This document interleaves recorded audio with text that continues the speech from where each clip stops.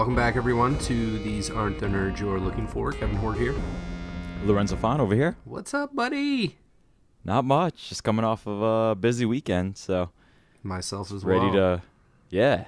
Ready to dive in, start talking about some Star Wars. Yeah. We got Resistance this week, correct? Yes. Episode 4, The High Tower. Indeed, yeah. Original air date was October 28th. Directed by Stuart Lee. We've seen his name a lot lately, I feel like. Between I guess this is the first time we've seen it on Resistance, but we've seen it a bunch on the Clone Wars. Yes. Just kind of happens to coincide with the stuff that we're recording for Clone Wars. Is also, the past few weeks has had Stuart Lee's name attached to it. So, fun fact. There you go. Written by Stephanie Folsom. That's all I got. Yeah. So, I guess we can jump straight into this. Is there anything you needed to bring up before we start rolling? Not really. Yeah, let's another spoiler alert. This is for the newest episode of Star Wars Resistance. As we said, that aired October 28th, 2018. So if you haven't seen it yet, we're going to go through a full plot description here. Good plan. I usually get a little deep into this, and then you're like, we should probably call a spoiler alert on this. So, yeah. Spoilerific. Yes. At the time of recording, this thing came out yesterday. So, yes. we begin with some lights flickering on our base. You kind of get a wide shot. So, it looks like we're going to have some power failure in this episode, maybe. Cut inside to Kaz and Bucket and gang, and Bucket is, like, falling over for some reason. And this trips Kaz. So, yes. Whatever. Tam comes over, uprights Bucket, and everybody's kind of griping at him. And he's like, why am I the bad guy here? I'm the one with the smashed face. I'm the one that fell down. I'm the human, blah, blah, whatever. We cut over to Niku, who is really, really excited that he has these two comms working. He tosses one to Kaz. Mm-hmm. Then they're talking back and forth for a little bit. Niku is just super excited about this for one reason or another. I think Kaz is just kind of entertaining him, and anyway, Nico walks over, get a bunch of feedback. This is the second time we've seen this in the show. Mm-hmm. The recruit, that was kind of like a device used then. No, the Triple Dark. Right, right? Triple Dark. Yep, just 2 episodes ago. Yep. Yeah. So maybe every other episode we're gonna have some nice feedback humor. Niku thinks this is fucking hilarious. We get a voiceover from Captain Doza over the PA, and he basically says, only use essential power. We're on fuel rations for the next 100 hours, which I thought was an interesting time frame. Mm-hmm. But I don't know. I don't know how hours work on this planet. I don't even remember what planet we're on. I honestly don't, off the top of my head right now either. Yeah. And I don't have the rest of my notes in front of me. I got no idea. So the crew decides that they're going to go to Aunt Z's. And Kaz is like, yeah, sure, I'll totally go if you're paying, Tam. So we cut over to Aunt Z's. The power kind of flickers on and off at various points in this episode, and it's on when it's convenient or off. You can't really tell which it is because it sounds like the power's supposed to be off, but then sometimes like you'll see it flicker, and I would have thought with Captain Doza saying like shut off anything non-essential, like most of the lights and shit would be off, but it's questionable if that's the case or not. There seem to be some minimal lights happening still, like emergency light backup lights or something. Right, I guess. Aunt Z is giving Kaz some shit, and she's like, oh great, my favorite customer is 3 more waters. And he says, no, 3 cerulean sour pastes on Tam. So he's definitely getting himself a free drink. It's at this point that he's talking about why the power is failing. Then we get this old drunk guy that is awesome. And he's just sitting there and he's like, what does he say? It's like I'm blinking with my eyes open. Yeah. I get a kick out of that shit. It's hilarious. Aunt Z spills the beans on what she thinks is going on. And she claims that Doza is in bed with the First Order, and there's proof, like he's got ships coming and going in the middle of the night, and I think that's the only proof that she gives, right? I mean, yeah, there's nothing else that she is brought up. She definitely blurts out this information as though it's 100% true. Like, you know, everybody knows it. I don't know if that's the case, so we'll discuss a little more in depth later. She said, you know, she's basically like, he's sitting up there in his high tower. You know, they got electricity up there. We don't have electricity down here. So more power flashes. The crew's discussing the First Order.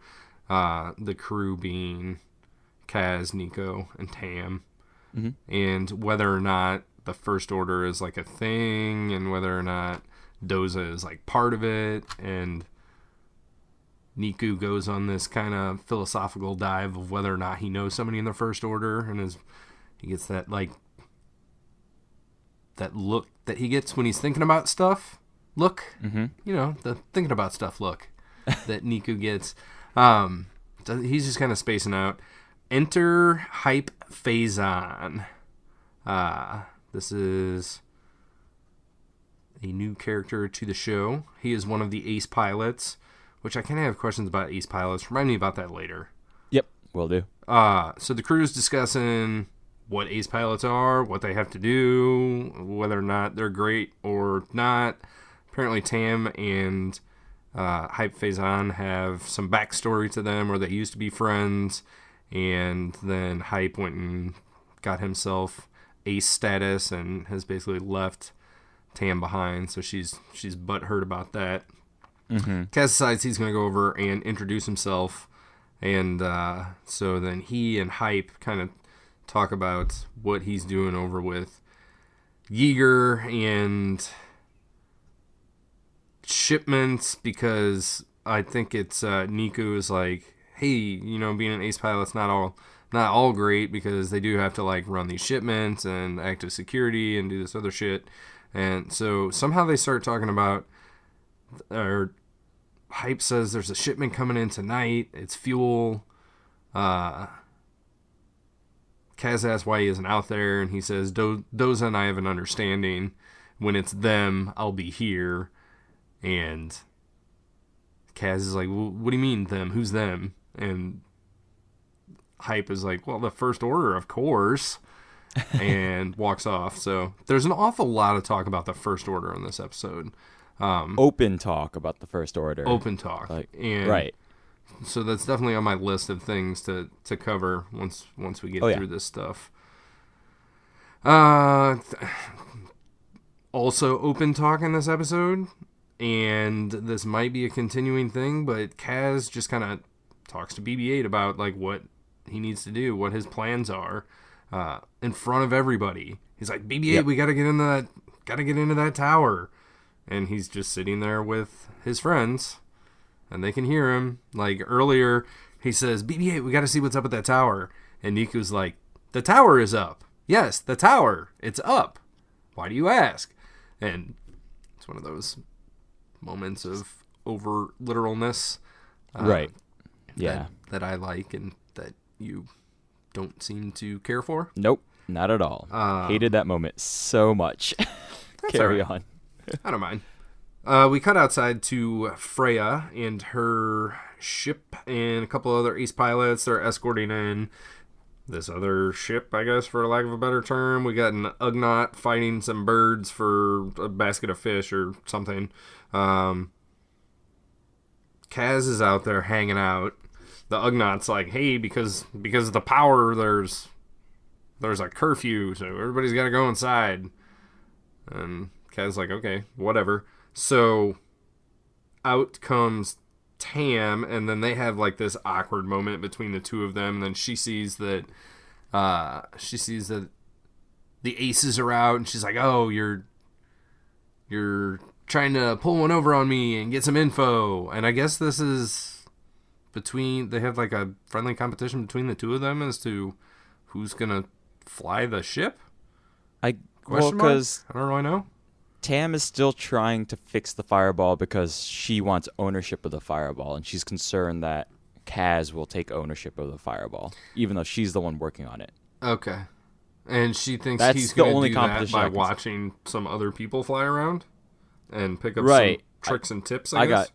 I have nothing for you here because there's nothing he sees that they wouldn't already just see on a daily basis. Right. Like, I don't know when they're racing. Right. So, anyway, we got some stormtroopers that come out of our fuel barge.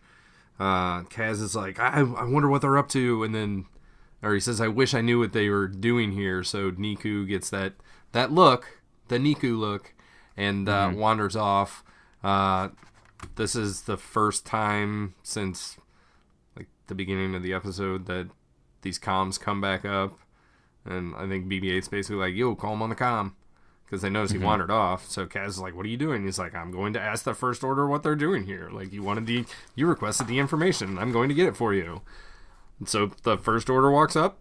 There's 3 troopers. It's the red dude, which is Von Reg. And then we just have 2 regular old... White stormtroopers? Yeah, I want to call them clone troopers because... I've said clone trooper about 50 bazillion times. Yep, just plain stormtroopers that... Yep. That's it.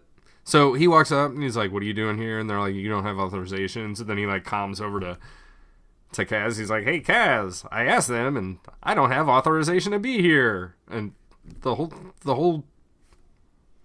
this whole little situation is just kind of a bit bizarre. Doesn't really doesn't come from anywhere, doesn't go anywhere, so whatever. So Kaz takes Niku's comm. I guess that's the point of this. Like, he's annoying, so he takes his comm, and then Hype shows up and basically is like, hey Tam, I forgot about you, but then I saw you, so we should probably talk again. And Tam's not too impressed, and long story short, he invites them up to the tower. And Kaz is like, this is a great idea. We'd be happy to go. So they go to the tower. Like, it's weird because, like, Hype walks off. They all kind of split up, and then it's like jump cut to them together, like, entering the tower. Mm-hmm. There's droid security there. It's like a bouncer. This big old dude. Recognizes Hype, double checks to make sure that these 2 are like his guests, and then opens the elevator door. They go up to presumably some different level, I don't know, and it's like the aces hang out, so we see some of the other aces and they're like looking around like, who the fuck are these guys? There's like a lobby sort of area of some sort. Like some public space that's up in the tower. Yeah, it's like a lounge. It's like a lounge club area, but without the music and the dancing. Right. Yeah, they're just kind of hanging out. There's some drink services happening. Yeah. There's some food services as well. Kaz literally shoves his face full of food as quickly as he can. Hype and Tam get into an argument. Kaz takes this opportunity to sneak off. He just kind of seems to be wandering around, but then he sees this droid and decides to put one of the comms on the tray that the droid is carrying. I don't remember if the droid's like, I'm headed to Doza's office, or if there's like a sign on the door or what. But it's convenient enough that he like tricks this droid into taking this comm link into Doza's office. And then he ducks around the corner and he can hear what's going on. And it's Von Reg talking to Doza. And they both threaten each other back and forth. Von Reg's like, if the New Republic knew what you were doing, you'd be in trouble. And Doza's like, well, it's going to take more than one ship of fuel to buy me off. And, if I could turn you in for this. They're both blackmailing each other. Right. But it starts that Von Reg wants to kind of offer some blanket protection for the Colossus. We aren't sure why, but Von Reg is quote unquote like offering assistance. Yeah, like it's like what a did they heavy get out hand. of it? Right, yeah, it's a heavy hand of assistance. So yeah. But yeah, so they threaten each other back and forth, and there doesn't seem to be a full agreement, but Von Reg is very insistent that that the First Order allowed to be on the base. Mm-hmm. Yeah, he pretty much puts his foot down. He's like, I'm in control of this, so Yep. Don't worry about, don't count your chickens before they hatch here. Like, I'm the boss of this place, and I'm remaining the boss of this place, and don't threaten me, essentially. Yeah. So we cut back out to Kaz outside. And I thought he had gone, like, around the corner, but no, he just tucked himself next to the door frame. Right. He was just standing next to the door the entire time. Right. So, I mean, he could have probably put a cup up to the door and then, like, put his ear up to the cup and heard just as much. But something like that, yeah. Our First Order representatives leave, so he sees them walk by. Then immediately the droid comes out, and because the two comm links are close to each other, then we get some feedback. He catches the attention of one of the troopers. So a foot chase ensues. He ends up ducking into Tora's room on accident because it's like the only door that's open, and a droid comes out.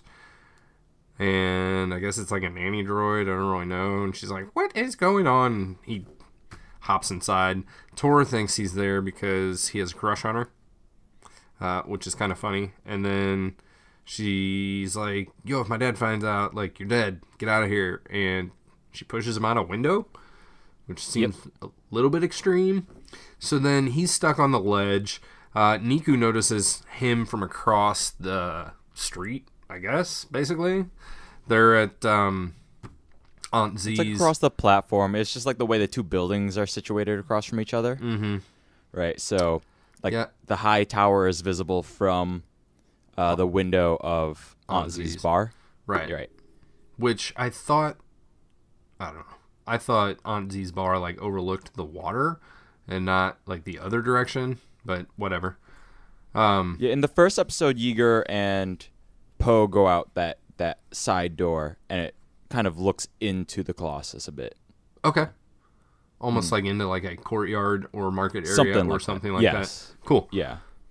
So Aunt Z sees him stuck on this ledge, and immediately everybody starts betting on whether or not he's going to live or die.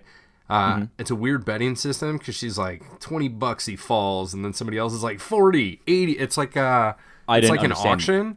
I didn't understand this either. But nobody is like, to have a bet, somebody has to agree to take the opposing stance. Like, not everybody like, yeah, he's gonna fall. Who's gonna pay out, right? That's not the way a betting system works. Well, I mean, it's you can set up weird bets like that for Super Bowl, like, oh, like in the third quarter this is going to happen, right? And the house can either take, like, the house is either offering it and you can take the bet or not, right? Okay. So yeah, but in that system you're putting money up front, like, don't you put money up front? So isn't that how it works? Like, well, yeah, so like all these people, like, I bet 50, so that person's going to put 50 into a pot. Somebody goes, I'm betting 60, they put 60 in a pot, right? Right, but in this circumstance, it's just people yelling numbers out. Why why everybody's like bet, like everybody could theoretically just be like, yeah, I bet 20, I bet 22. Yeah, I'm going to throw 20 in that pot as well, Right. So everybody could throw in this pot, and then if Kaz dies, then Aunt Z has to pay out all these people, right? Because she's the one offering the bet. Ah, okay.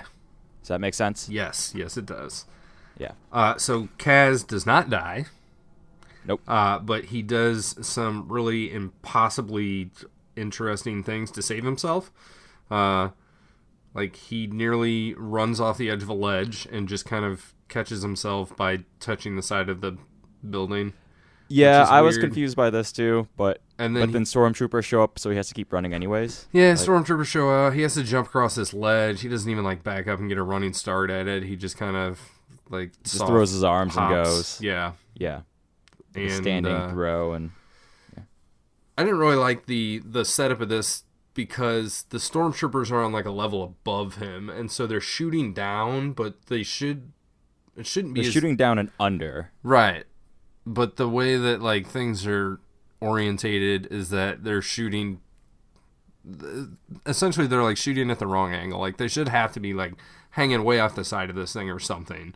But instead, it's like it's convenient that it works, right? Yeah, like I said, it's weird. They're shooting over a ledge and back under themselves. Like it. Right. It's odd. I don't disagree with that. And they also fire off several dozen shots at this kid, and he's on foot running on a ledge that's as wide as his shoulders, and they can't seem to hit him. Yeah, they never like even get close to nicking him at all. Right. And there's 2 stormtroopers that are shooting at him from different angles. Yes. So, Kaz's life is saved by BB-8. Yep. He says, "I got news for Poe." Doza confronts Von Reg. And he's like, basically, what the fuck are you doing in my high tower? Running around shooting shit. And Von Reg is like, there was a spy right outside your office. They have a bit of back and forth about that. Tora, who for some reason was with her dad, I guess she was making up this story of what's going on. But she says that it's she creates a cover hers. Story. Right. Yeah. Which confuses me because she could have just said that to begin with. But I guess she didn't know that he was going to get stuck out on a ledge and shot by stormtroopers. Because she's like, if my dad knows you're here, he's going to kill you. And then her solution is, I'm going to go tell my dad you're here. I don't think they say exactly, just that somebody is there, right? Like, okay. You know, I don't think it needs to be, I think it's more specific that it's Kaz and not that somebody in general is there. Right. Right.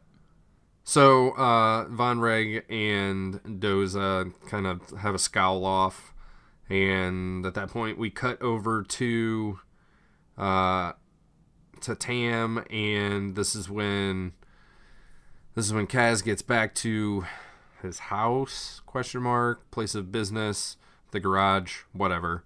Tam is definitely like, what the fuck, Kaz? What is going on? Why were those stormtroopers shooting at you? Why were you on a ledge? And his response is essentially that he got himself into an unauthorized area, but he's happy to be back. And this makes Niku and Tam smile. They're like, oh, you're happy to be back home in this junk pile or whatever instead of all up in your high tower. And he's like, yeah, it's not all it's cracked up to be. He returns Niku's comm. The power comes back on, and then everybody's happy about that. And last scene is we cut to Doza watching out the window as the fuel ship leaves, ? I guess it was unloaded and then it's taken off. It's going, yeah. This was a quick 100 hours because the electric is full-blown back on. Everything's good. And then he looks at a computer which has a security camera footage of Kaz hanging on the side of a building and says, who are you? Yep. Commence fanfare, and that is it. Yep, that's this episode. So yeah. I've got a couple questions. Go for it. Run through them. All right. We talked about Niku. Is he getting better for you or not? No, I like him as a character. I like him as a character. So much worse. Okay. Like, I just he's pushing plot points through, which is fine, but it's just a weird way to go about this. Like, I don't know how this character has survived this long. If he's approaching First Order as they're going about their business, right? He definitely has a matter-of-fact approach to things, and I think he just kind of uses that to his advantage. I don't really know. Yeah. I like him, so I enjoyed the little tidbits of things he did in this episode, so I was wondering if he is growing on you or not. And nope, not at all. Not the case. Yep. Really want him to die. Where do you think Aunt Z gets her intel from? I think just bar patrons. Yeah. You know? I think just working in her line of business with the people that she probably sees coming in and out of the Colossus. Yeah. Right. As soon as I finished asking you that question, I was immediately like, she runs a bar. Yeah. So like the fact that the First Order is there is not a surprise or worry to her because it doesn't affect her, right? The only thing that affects her is if it stops people from coming to the bar. And stops her ability to place bets. Yeah, I mean, even when the power was out or they were on limited whatever, and everybody was on like this curfew that nobody gave a shit about, and they're all just hanging out at the bar anyway, she was able to keep her establishment open. So I guess that's that. Do you think she's like a conspiracy theorist, or do you think that from what she's heard, she really believes this stuff and it's not like some weird outlandish theory? No, I think she has some grounding to her, right? I don't think she won't just take things as fact, but she'll take in the information she might hear from different patrons or what she sees around the place, right? Because I got the feeling like when she's first like, oh, you know what it is? It's that Captain Doza, and he's with the First Order, and that's what's going on. He's got batteries up there sucking up all the electricity. She sounds kind of loony, but then everything after that, everybody's like, yeah, First Order, First Order, First Order. Like, yeah, there's shipments, there's First Order. I know about the First Order. You know about the First Order? Yeah, that's the weirdest part about this episode to me is that we're 4 episodes in. The whole last 3 episodes are all set up for Kaz needing to spy and get information about the First Order, which in the pilot episode was established to be a myth to some people. But in this episode, we get matter of fact from multiple people. Right. Between Aunt Z to Hype and Tam and Niku also talking about it, Right. And it's Tam is surprised to see stormtroopers there, but she's not surprised to see stormtroopers exist. Yeah, she's not like, what are those fucking weird white armored people over there? Right. There's no question as to who this organization is or who these people represent. Mm-hmm. Where they came from. Everybody's like, oh yeah, it's the First Order. Like, whatever. Right. Right there. There it is. There they are. Yeah. Yeah. It's no problem. Because I thought the same thing. Yeager in the Triple Dark is like, no, Kaz, you don't get it. Like, yeah, you're trying to be a spy to like find the First Order, on the Colossus or whatever. But not only are people not gonna be happy if they find out that you're a spy, but they don't even know what the fucking First Order is. So it's like you're gonna be the loon ball here, whatever. Get your shit in trouble. But it seems like everybody just kind of knows, and 50-50. Like half the people know that there's some sort of involvement with the First Order and the High Tower, and half the people don't, but they definitely know what the First Order is. So yeah, I thought that this being not the first iteration of Star Wars since the Disney takeover, and that they've really been like compressing things down like through this story group, that stuff like this shouldn't happen. Where it's I guess I just don't understand, like, is it a big deal or isn't it a big deal? Yeah, there's definitely some messy storytelling happening right now, and I agree, especially since we're only 4 episodes into the show. Mm-hmm. Like, I'm very concerned about if there's a larger arc to this, but there's already these missteps in just setting up where we're at. Right.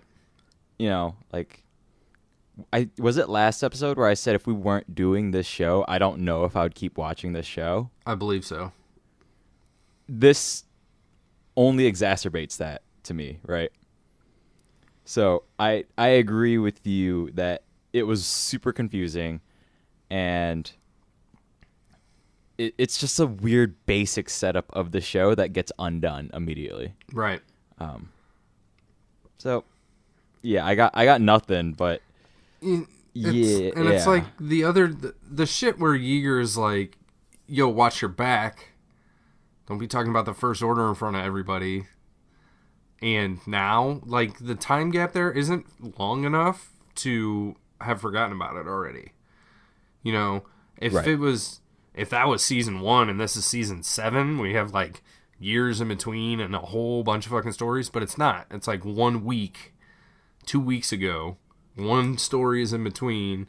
Right. And that was like the point of that one, and this is the point of this. So, if you're looking at these in a bigger picture, you're going to get some questions. My next question is, what does Tora think that her dad does? Like, the bar and everybody knows that he's involved with the First Order, and, you know, like, yeah, he's like the president of the landing platform or whatever, but the First Order came to his office. Mm-hmm. And she sees them leaving. She sees them leaving, and she knows that they're dangerous. They're dangerous, and her dad had a meeting with them. And she clearly creates a cover, so she has understanding of the situation. I think she's aware of what her father does. I don't think she's under any sort of impression that there isn't some sort of class difference.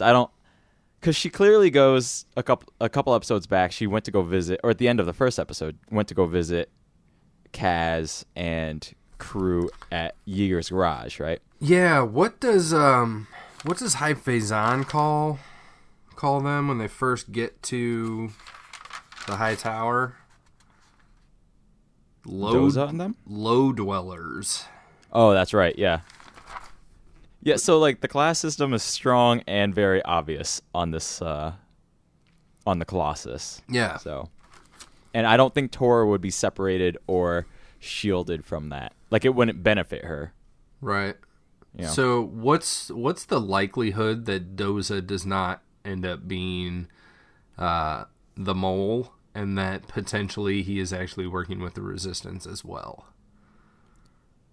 See, like, based on that meeting that we got in this episode, I honestly don't think Doza is anything right now. Like, I think he's in a middle position that he's being pressured, right? He's like a Lando, just kind of like, leave me be. Like, he's just trying to get business done. Right. Like, I like watching ships go fast. Right. The First Order came to him with fuel and like, look, we're gonna put this fuel here, and he's like, well, I mean, that's fine. You're offering it, and then they keep coming back with like other like side deals that they want to make. He's like, no, like he's trying to turn them down, but they keep like, no, we're just gonna leave this fuel here. This time, and we're gonna agree that we have made the agreement. We're gonna agree. This time, I brought Cheetos to sweeten the deal. Right. And he's like, I don't even like Cheetos. I don't care about Cheetos. Like, no, we're not. We're still not doing that thing that we're gonna be real vague about, but kind of talk about. I have one comment about the layout of this high tower business. I'm guessing it's supposed to resemble kind of like a high-end hotel or something. But the lodging is weird, where on the same floor we have the Ace Pilot hangout, pool hall, lounge area, the office of the president of the floating spaceship, and his daughter's room, which seems to be like a studio apartment. Right. So, I don't understand what is going on in this high tower. I think it's just one large flat, I guess, but... Like, it's just one really spread out. So, it's just one large floor plan that has multiple rooms. Doza's office is there, and then all of their living quarters are maybe either on that floor or above it, So I guess they it's all possible have little studio apartments. That they're in like the penthouse, but I don't know. It doesn't. I don't know. I just questions. Yeah, I got nothing else because we only see Kaz has disappeared, and then we cut to him outside of That's a good Doza's point. office. He could have been wandering around for like 99 of those 100 hours that the Right. lights were supposed to be turned off or whatever. Mm-hmm. I only got 2 other things, and then that's it. Close it out. Yeah. Yeah. Go. So, one is Aunt Z's place actually a bar, or is it like that weird fruit juice bar from the Power Rangers? Like, it's I don't know what you're even talking about. The what? the original Power Rangers, right? Right. They would all hang out. So, Saved by the Bell had like Max's or whatever, Right. the diner.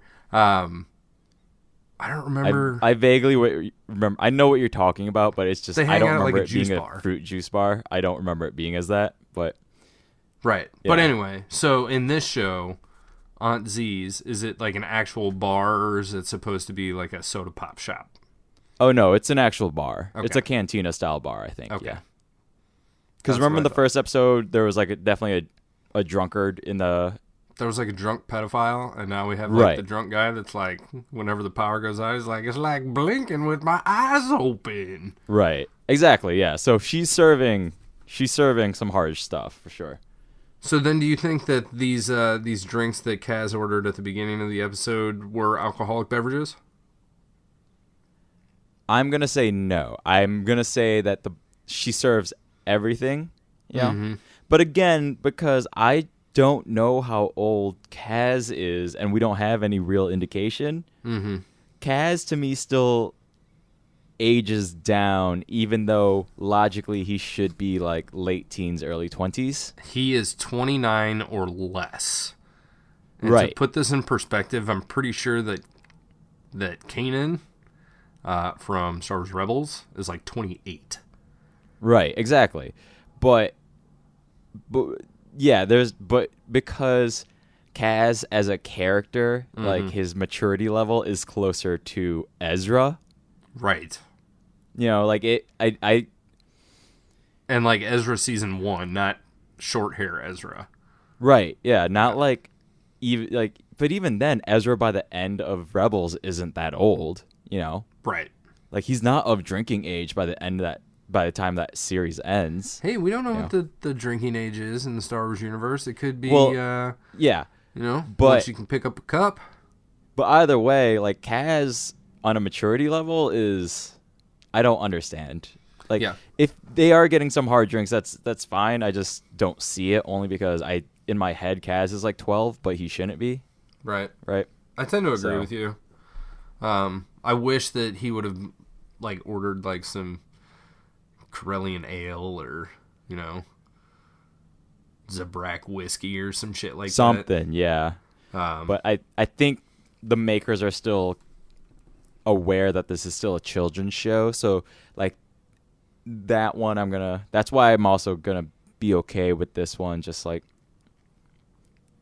yeah, you can't really Although there is a pretty Call it threatening out. poster hanging on the wall in Aunt Z's bar. It's a Kowakian monkey lizard holding a bomb, and it says, "Laugh this off." Like, I didn't even notice that at all. yeah, he's getting ready to murder somebody, I guess. My last point or question is, and I feel like I brought this up before, it definitely sticks into my brain often, but what the fuck is up with fuel in Disney Star Wars. Like, The I got Last nothing. Jedi, we got like a tank of fuel, and Mhm. then Solo: A Star Wars Story is like all about fuel and coaxium, and then the last episode last week of Resistance, Fuel for the Fire, where it was like magical fuel juice that we need to steal so that we can win and be great. And then in this episode, it's like, oh, we got to turn the power off because like we're on a fuel shortage. Did like Kathleen Kennedy or somebody have a battle with like ExxonMobil or Elon Musk or something? I think it. I mean, we spoke about this in the last episode for Resistance as well. I think it's just one of those easy story crutches, right? Like everybody can understand it. So Yeah. it's like, as a bartering system, it's just something that's easy to get across. Like children can understand the concept, right? What about, speaking of this being a children's show, like what about like technology? What if like these low dwellers like didn't have any technology, and up in the high tower like they've got all the iPads and shit, and then like down here, Kaz and his crew and this. Yeah, I mean, that I'm sure that'd be fine, I just think it's weird that like we keep coming back to fuel. Well, in this episode, or in this show specifically, like I think a lot of the episodes will revolve around it because we're on a fuel station. Right. Which seems like poor management that you would run out of fucking fuel on a fuel station. Yeah, so that's going to be the other big point that I don't understand there at all. So, Okay. yeah. Well, hopefully throughout this weekly show, we can figure out what's going on with the fuel and the fire and the high tower and the triple dark and the recruit. So that's all I've got for this week. What you got anything? You got any questions for me? You got anything? No, we kind of addressed everything. It's like, why is the First Order such an open item? And again, it's more so that why does Kaz suck at the thing he's there to do so badly, which is He's spy? terrible. Yeah. Everybody else really, is a better fucking spy. Right. Like, Niku is a better spy because at least he just walks up and he's like... He's getting the information, or at least making an attempt. Like, oh, I wish I Right. had the information. Like, I'll just go fucking ask him. But then, like, I'll give Kaz credit that he's smart in putting the comm on the tray, but then he's stupid in forgetting that the feedback system on that sucker is loud and annoying. Well, I mean, hiding behind the door jam, not the best. Right. Yeah, so there's that shit where I'm just like, come on, dude. Like, Right. Like, Poe's depending on you, and you suck ass at this. I did think it was interesting that we didn't get a Poe report. And I feel like the next episode, whatever that may be, because that title has not been released yet, although I think it's called The Runaways. I feel like that's just going to kind of like jump into whatever story's going on in that episode, and we're not going to have an interaction of Kaz talking to Poe Dameron. Yeah, I don't know. I don't know. Like, I feel like it's definitely, we're gonna be very Poe light for a while here. I agree with you. That's my suspicion. Like, I think we're gonna try and keep focus on the Colossus and Kaz, and Kaz's mission, however he does there. Cool. But yeah, because we had was it last episode? No, it wasn't last episode. We haven't even gotten like a Phasma update in a while, right? It was 2 episodes. Because they were doing that thing where like the episodes would end with like this random cliffhanger sort of. Yeah, the recruit ended with like meeting Von Reg and him going like back to Starkiller Base, and then Phasma was in at the like very end of the Triple Dark. Triple Dark, right? Yeah. And then Phasma was also in Fuel for the Fire, right? Was she?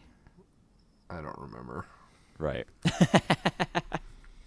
It was just a week ago, but yeah. I can't decide if this show is too new and that's why I'm not why things aren't sticking in my brain as well, or if it's not. I don't want to say that it's not interesting, but maybe it's not the. I don't know. it's just not neat storytelling. Like if they're gonna drop Phasma at the end of an episode, but it has nothing else to do with the rest of the episode, there's no connective tissue there for me to remember why, like Phasma shows up other than to berate. Yeah, she shows up at Triple Dark because like that's when they reveal those pirates were working with Von Reg.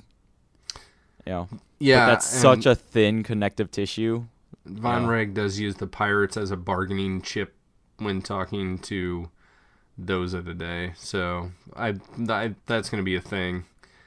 I have a feeling, but anyway, thumbs up, thumbs down.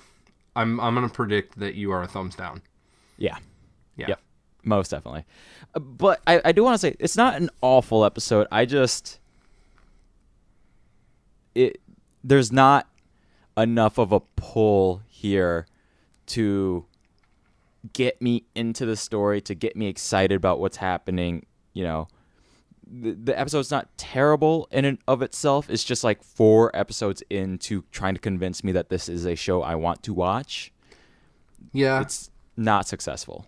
I am going to disagree with you. This one gets a thumbs up for me as well.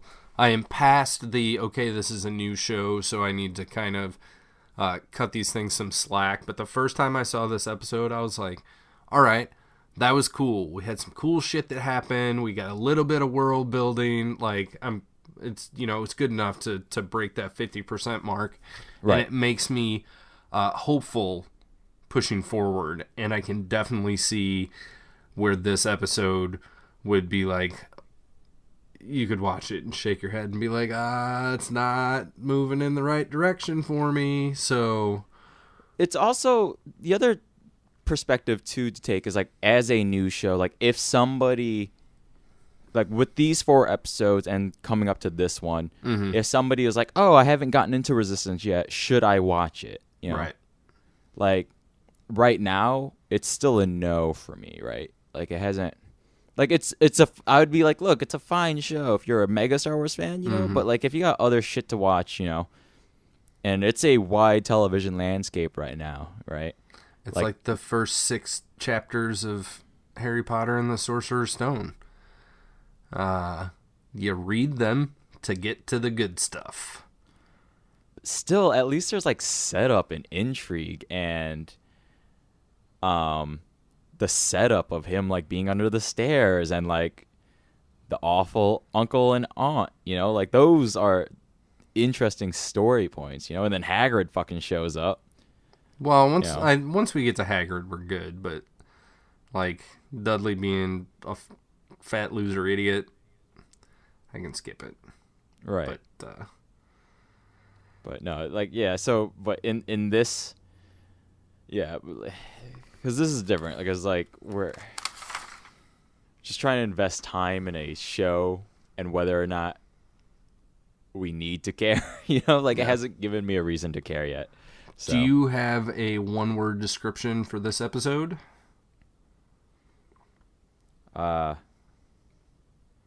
Bumbling. Yeah, because the way Kaz kind of just bumbles around fucking Stormtrooper lasers. I dig it. What do I got? I want to say progressive, but that doesn't sound right. How do you say something is... I'll say gainful. We're going to say that because I feel like I think after this episode, we're really going to start gaining some momentum and moving forward in the story. Mm-hmm. We're done with the intro. We're done with the weird, like, gotta connect this and over-explain, like, he's a spy, right? And I think we're to the point where we can start finding out where this actual story is going. I hope so. Yeah. I hope so. Hopefully. Yeah. We will find out next week. Yep. So anything else? I think that's it. Nope, that's it. Like I said, we don't have information on what next week's title is yet. That is yet to be released as far as I could find. So unless you have any information, I thought I saw it, but do not. I found a list of titles, but they don't match when they should be released. What I have is The Children from Tehar. Right, and I have that as episode 7. So I don't know. It could be. Yeah, we'll see. We'll see. We'll find we're out. recording with a show that's currently airing, so we're gathering information as it comes, for sure. Yep. So the only other thing I want to note in this episode is that Hype Faison is voiced by Donald Faison, which I found very fun. Yes, he is. That was the one other I did thing not wanted to note. particularly care for his voice acting choice, but we'll see how that goes moving forward. I liked it only because we haven't had a character sound like that in the Star Wars universe that I can think of off the top of my head. Right. I liked that we had between like Donald Faison and then Orca and is it Pike? The two shopkeepers. Yeah. I like the weird mix of like accents and voice types that we are getting from this, even Niku to that degree I find interesting, but I like that we have a more smooth talking kind of guy, like he's almost Lando-ish. Yeah, it's just like the weird squeak that he puts into his voice. Like, Donald Faison, when he is excited, has a fine voice. And right. I think just using that, that naturalness and excitement would have... This feels put on, whereas that feels natural. So Right. I'll leave it at that. Okay. All right. So just go through our regular... Plug time.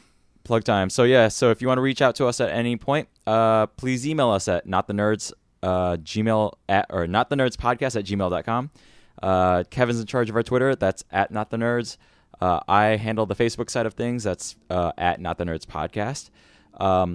We got Lindsay, who put together the jingle at the beginning and end of each of our episodes. If you want to reach out to her, you can reach out to her via email at strangefantasymusic@gmail.com. Kevin Warren put together our cover art, and you can reach out to him on Twitter at TheyCallMeKdub. You can listen to us on iTunes, Stitcher, TuneIn, Google Play. We're putting the audio on YouTube, so just search These Aren't the Nerds You're Looking For. All right. These aren't the nerds you're looking for. Yep. Subscribe, please, and review, rate. Let us know how we're doing, what you think about all of this. Right. So, anything else, Kevin? That's all I got, man. So, all right. Until next week, these aren't the nerds you're looking for.